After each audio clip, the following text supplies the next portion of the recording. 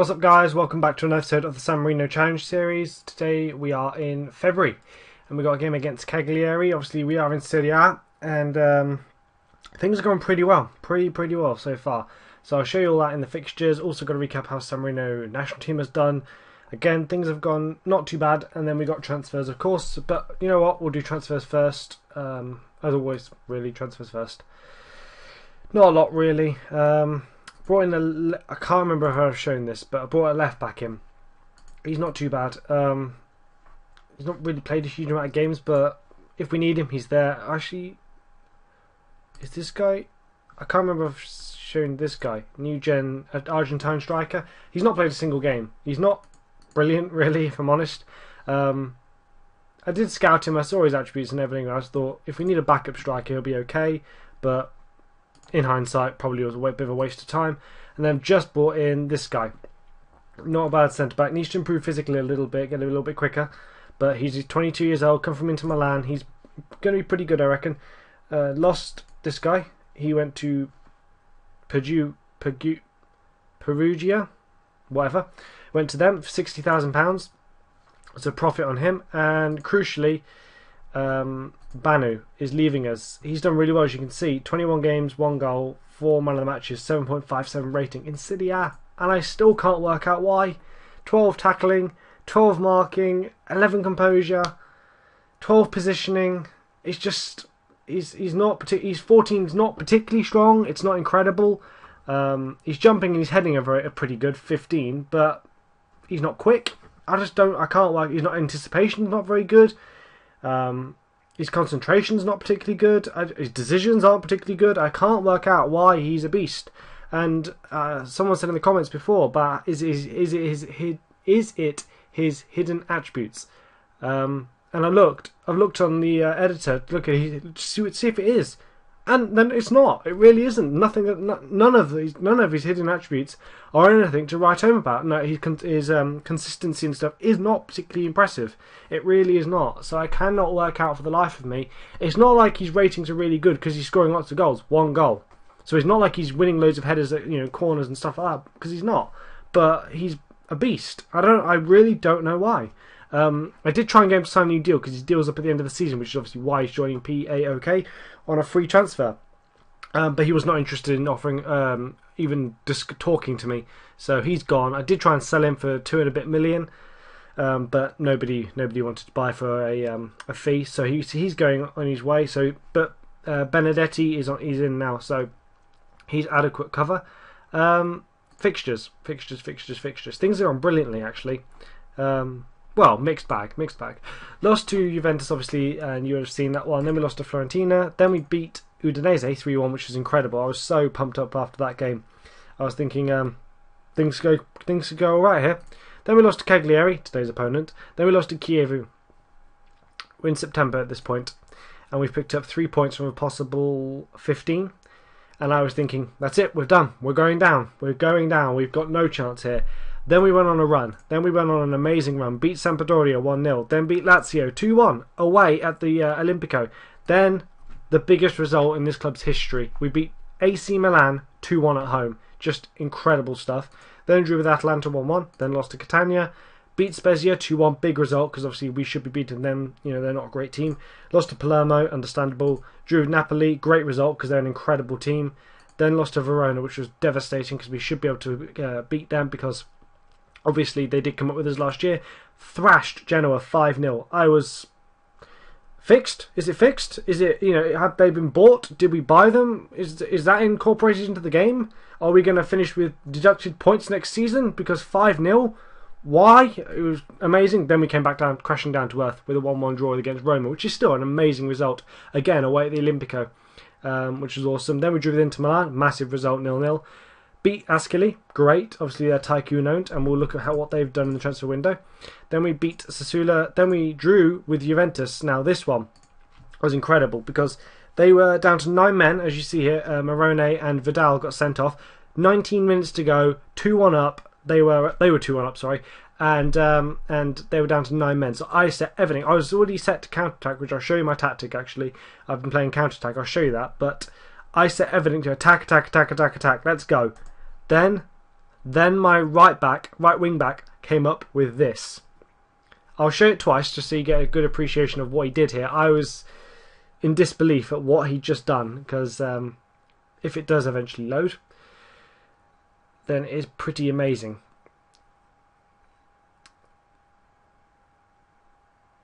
Boom. Goal of the season? Goal of the season, you know what it means? Goal of the season. Here we go, show it again. From the right wing, he just lobs it into the keeper. It was a cross that went in. How amazing is that? That's got to be goal of the season.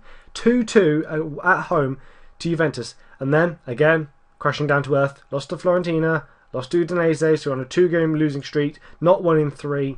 Today, Cagliari already lost to them, but in the league, we are currently sitting in 10th, which is very, very, very respectable, considering we're supposed to get relegated, finishing dead last. But 29 points. Sassuolo are only on 20, sorry. So 9 points. There's 3 wins. If we continue this losing streak, which you could well do, we are going to drop back, crashing down towards the relegation zone. So we've got to keep winning to make sure we survive. But that said, what is the Europe? We're not going to get Europe, but what is the Europe? Top 6, depending on the winner of the cup. So if we finish, what's that? How many points are they on? 7 points. 7 points away from Europe, but 9 points away from relegation. So you can see it's quite tightly balanced at the moment.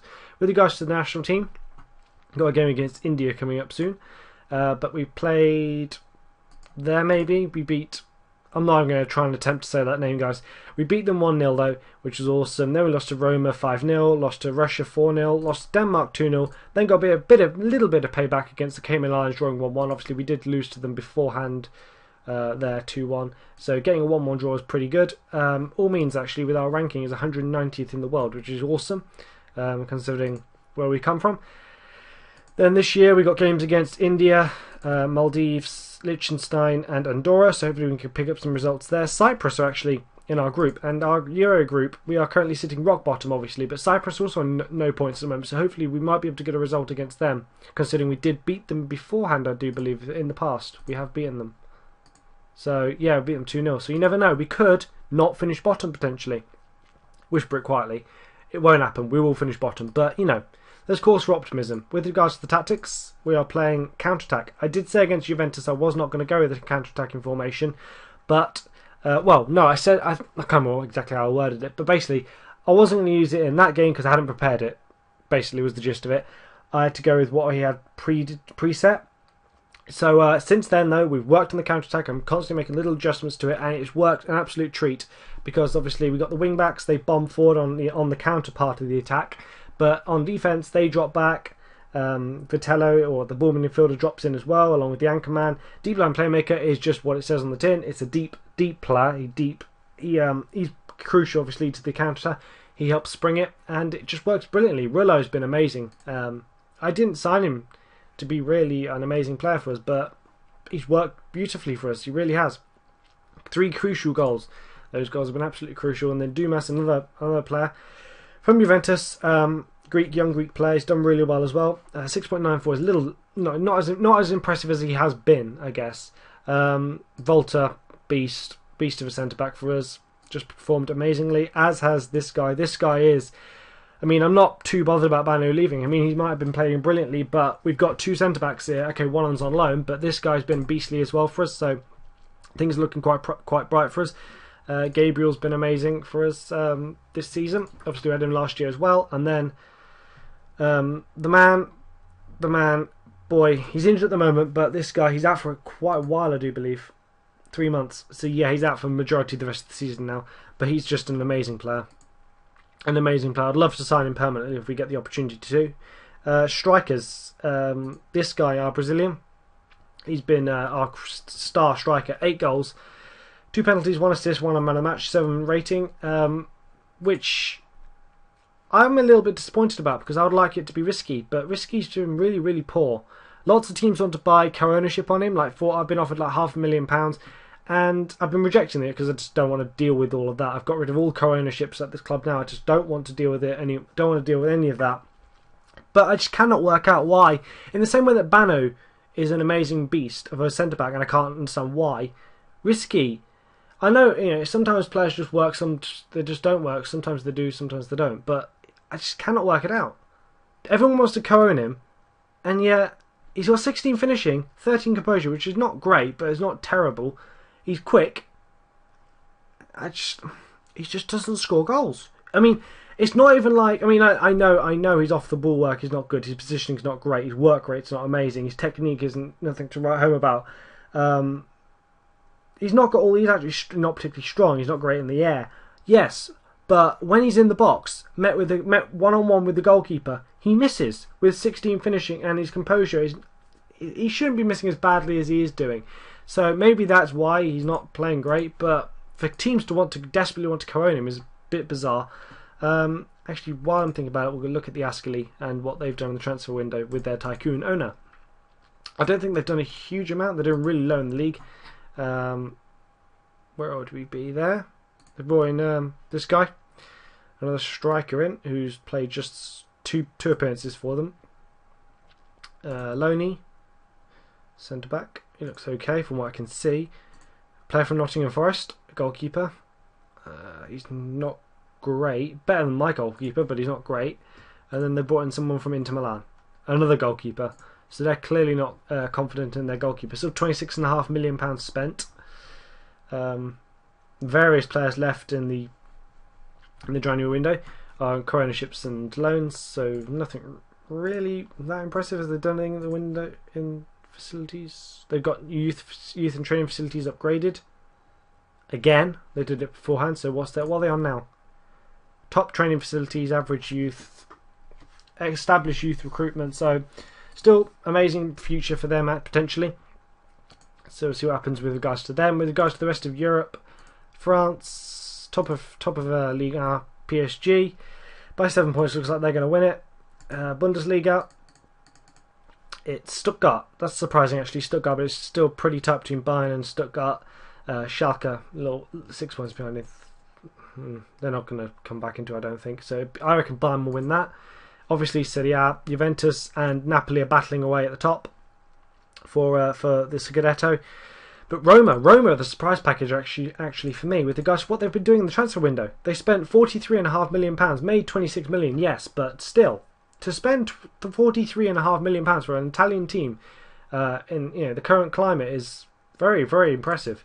And then last season, £14.5 million, making £21.5 million still. Still, that's close to £20 million spent. What is it, £19 million? My maths probably well off there. Oh well. And then the first season, 1.5 was not impressive, but still to be able to spend that and be able to offer the wages, they're offering considerable wages to players. I mean, Motta's in £64,000. Guido Pizarro, he's a beast, 34,000. Is this guy? Did they bring him in? Or was he originally? No, they got him in. He's a beast, Romanian. Lamela, obviously, was already there. Osvaldo was already there. Obafemi Martins, he's come in. Still, well, this guy's a beast. He's got a bit of a savage haircut, but he's a beast. And then England, obviously, got to look at Spain and England. I've still got to look at Barcelona and Atletico Madrid running away with it. Real Madrid are way down in 6 points behind Atletico in second, so they're well off the pace. And then in England, Man United and Man City are battling away, but it looks like Man United are considerably on top. 5 points is a big difference in the Premier League. Stoke, Blackpool, Wigan in the relegation zone. Right, today, Cagliari, who are currently 13th, so 3 positions below us. We'll just jump straight into the game, to be honest. Come on, load. There we go. This guy. He's highlighted as their key player. This guy used to play for Lazio, I believe. Yeah, played for Lazio for a bit. Such a beast. If you want a target man, at 193 centimeters tall, great jumping, great heading. Finishing's not great. Not too bad. 14, and then composure again, not too bad. He needs to become a little bit quicker, but for a target man, beast of a player. So he's definitely got to be marked carefully today. Hopefully, with 3 centre backs on the pitch, though, you'd think we could do the job on him. You'd think 3 fairly tall centre-backs. We should be able to handle him comfortably. But Nav said that we will definitely fail miserably to stop him.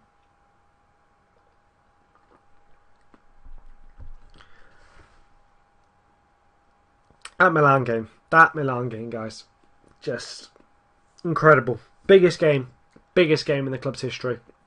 Has to beat AC Milan, one of obviously the top 3 biggest clubs in Italy, along with Juventus and Inter Milan.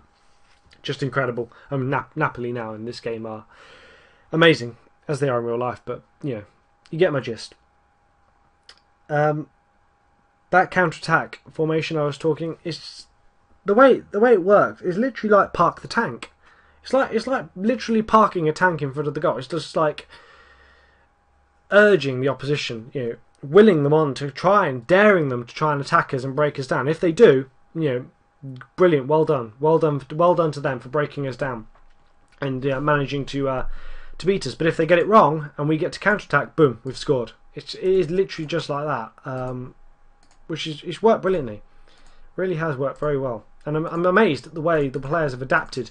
I mean, I've not got designated. Rillo can play there, and Dumas, I don't think he could. I've been training him. I think I have anyway. But we haven't got. We didn't have wing backs. I'm pretty sure that I've been training the wing backs because I'm surprised at how well they've adapted to the formation, which is really impressive. But hopefully, obviously we got Bano till the end of the season, so we're not going to, become defensively terrible without him. We have got him till the end of the season, and hopefully this summer, hopefully, fingers crossed, we'll get some money to spend, or at least some wages to spend, for crying out loud, so I can bring in some free transfers to replace him.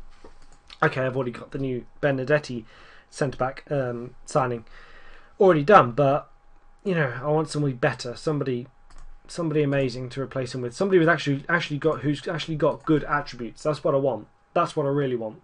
But I know Ascoli have got a tycoon. Italian football is rife with tycoons. Every save I do, it seems, barring a couple, always Italian teams. If you've got Serie B loaded up, Serie A and Serie B loaded up, I find there's so many tycoons that drop in on Italian football because all the teams seem to be for sale all the time. All the owners aren't happy to stay there, and I think. But Junmin looks like he's carrying a bit of an injury, so I'm going to take him off and bring on Godreas in there. That's another issue actually. I've not been able to play my what do you call them? Wingers. I've not been able to play my wingers because I don't play with wingers, obviously, as you can see. I've been using this tactic non-stop. So they're not getting game time. So I'm trying to develop. I think Badri's training to play as a striker, and Godreas is looking to play as a attacking midfielder, inside forward, as I'm playing now. Just to try and get them game time, because I don't want to sell them. Because if I do want to change, just say, obviously, sometimes if you stick with the same tactic over and over and over and over again, I don't know how true it is, but it feels like the computer learns your tactic, if as crazy as that may sound. Again, I don't know how true that is, but it just feels like it, and your tactic will suddenly all of a sudden stop working, and you've got to change things up again, or tweak things in the tactic, or change the tactic completely. So if we do that, and they're going to score here, aren't they? I can just feel it. There's been a very long highlight. They're going to score. Here it comes. Nene, Kofi. Oh no, hit the post. No, it went behind. Almost scored. So yeah, if I do want to change the tactic up and I want to go wingers, then I don't want to have to buy wingers when we've already got wingers at the club, if that makes sense. I just don't want to have to waste the time and buy them, because we're not going to be able to sell them for anything big money-wise. He should have finished that. Ronaldo. Or Reinaldo. However you say it. If we get a tycoon, guys, the club's not even for sale. The chairman's very, loves the club and all that sort of stuff. But if we got a tycoon, I don't know. I think if we had a tycoon, obviously I'd be thrilled. I mean, this is hypothetical. If we had a tycoon, I'd be thrilled, because obviously it means you've got money to spend. But the whole objective is to try and develop San Maurice players. So it's not that we're going to go out and buy Lionel Messi, for example, because we need to develop the youth, the junior coaching, the youth facilities, the youth recruitment, get better youth coaches in, and just develop the youth that way. Oh God. Penalty! No! That is cruel! That is cruel. My keeper won't save it. That's cruel. That's 1-0 defeat. Late in the game. Traore. Oh my God! He's actually saved it. He's actually saved it. He's actually... Wow. Wow. I don't think he's saved a penalty all year. Can we score? No? Counter-attack. Go on, counter. I'll take a 0-0. I'll take that. I'll take a point away. Considering we lost to them earlier in the season. I'll take that. Oh God. Please don't spring us and counter on us.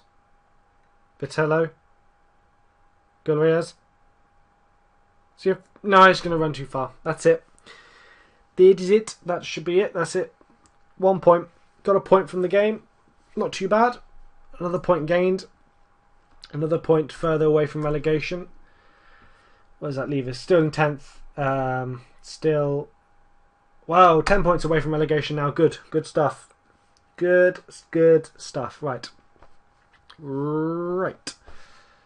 Now, what happened? What we got to do? Commitment. Brilliant. He's a great keeper. Competitive. Right. Next game will be the end of the season, obviously. Hopefully I'll come back with good news. It'll be potentially against Sassuolo, and that could, if things go south for us here, and we do go on a bit of a... I mean, look at that. It's not a great stretch. It's not a bad stretch, really. 2 points. 2 big points. Juventus, amazing result. You expect to lose to Fiorentina, expect to lose to Udinese, and then Cagliari to get a point away at them is not too bad. But if that stretches into a few more draws and a few more defeats, going down to, say, the Atalanta game, if we fail to pick up a win there until then we're in big trouble. So that Sassuolo game could be a win to survive sort of scenario. So I'll come back for that game, and yeah, I'll come back for that game. So leave a like on this video if you enjoyed it, and I'll see you guys at the end of the season.